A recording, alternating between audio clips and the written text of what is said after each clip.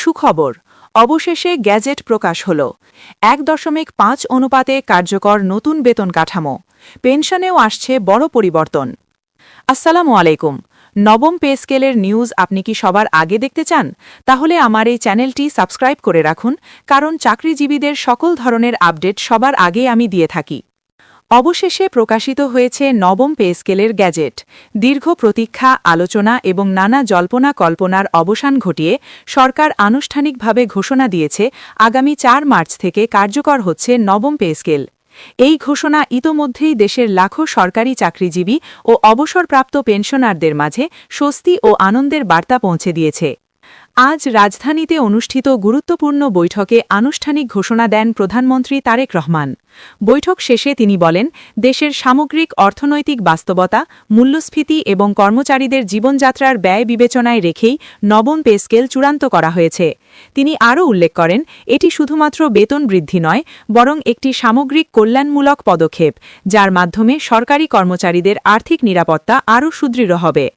সরকারি সূত্রে জানা গেছে, গেজেট প্রকাশের মাধ্যমে নবম পে স্কেল এখন সম্পূর্ণ আইনি কাঠামোর ভেতরে চলে এসেছে। অর্থাৎ এটি আর কেবল একটি ঘোষণা নয়, বরং বাস্তবায়নের আনুষ্ঠানিক প্রক্রিয়া শুরু হয়ে গেছে। সংশ্লিষ্ট সব মন্ত্রণালয় ও দপ্তরে ইতোমধ্যে নির্দেশনা পাঠানো হয়েছে, যাতে নির্ধারিত তারিখ থেকে নতুন বেতন কাঠামো কার্যকর করা যায়। নতুন পে স্কেল অনুযায়ী ১.৫ অনুপাতে বেতন সমন্বয় করা হয়েছে। এর ফলে বিভিন্ন গ্রেডের কর্মচারীরা তাদের বর্তমান বেতনের তুলনায় উল্লেখযোগ্য পরিমাণ বৃদ্ধি পাবেন। বিশেষ করে নিম্ন ও মধ্যম গ্রেডের কর্মচারীদের ক্ষেত্রে এই বৃদ্ধি তুলনামূলকভাবে বেশি প্রভাব ফেলবে বলে সংশ্লিষ্টরা জানিয়েছেন। বেসিক বেতনের পাশাপাশি বাড়ি ভাড়া ভাতা, চিকিৎসা ভাতা এবং অন্যান্য প্রাপ্য সুবিধাও নতুন কাঠামোর সঙ্গে সমন্বয় করা হয়েছে। বৈঠকে প্রধানমন্ত্রী তারেক রহমান বলেন, সরকারি কর্মচারীরা রাষ্ট্র পরিচালনার গুরুত্বপূর্ণ অংশ। তাদের আর্থিক সুরক্ষা নিশ্চিত করা মানে প্রশাসনিক কার্যক্রমকে আরও গতিশীল করা। তিনি আরও বলেন, দেশের উন্নয়নের ধারাবাহিকতা বজায় রাখতে হলে কর্মচারীদের মনোবল শক্তিশালী রাখতে হবে, আর সেই লক্ষ্যেই এই পে স্কেল কার্যকর করা হয়েছে।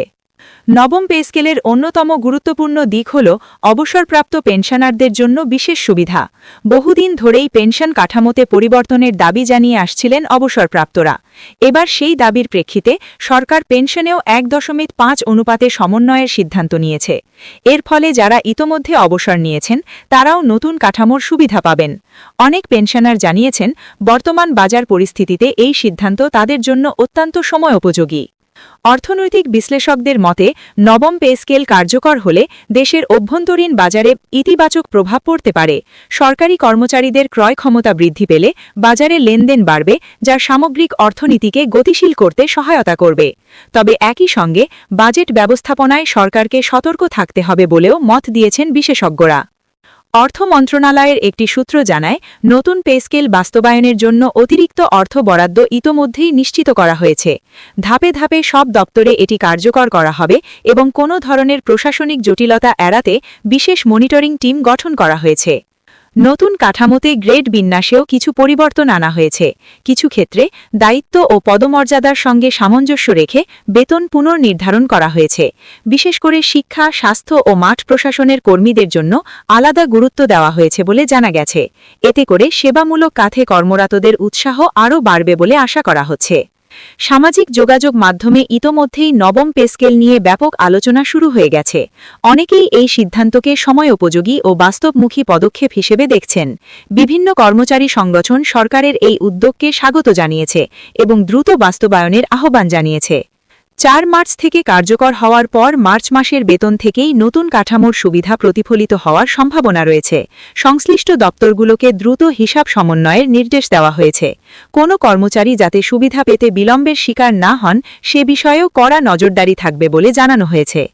প্রধানমন্ত্রী তারেক রহমান তার বক্তব্যে আরও বলেন, সরকারের লক্ষ্য কেবল উন্নয়ন সূচকে অগ্রগতি নয়, বরং মানুষের জীবনমানের বাস্তব উন্নতি নিশ্চিত করা। নবম পে স্কেল সেই প্রচেষ্টারই একটি অংশ। তিনি আশা প্রকাশ করেন, এই সিদ্ধান্ত সরকারি সেবার মান আরও উন্নত করতে সহায়ক হবে। সব মিলিয়ে বলা যায়, নবম পে স্কেলের গ্যাজেট প্রকাশ এবং ৪ মার্চ থেকে কার্যকর হওয়ার ঘোষণা দেশের লাখো সরকারি কর্মচারী ও পেনশনারদের জন্য একটি ঐতিহাসিক মুহূর্ত। ১.৫ অনুপাতে বেতন ও পেনশন সমন্বয় তাদের আর্থিক স্থিতিশীলতা বাড়াবে এবং জীবনযাত্রায় ইতিবাচক পরিবর্তন আনবে। এই ছিল আজকের বিশেষ প্রতিবেদন। নবম পে স্কেল কার্যকর হওয়া নিয়ে আরও বিশদ বিশ্লেষণ ও আপডেট নিয়ে আমরা আবারও হাজির হব পরবর্তী সংবাদে। সবাই ভালো থাকুন, সুস্থ থাকুন। ধন্যবাদ। আর এখনও যারা আমার এই চ্যানেলটি সাবস্ক্রাইব করেননি তারা সাবস্ক্রাইব করে রাখুন।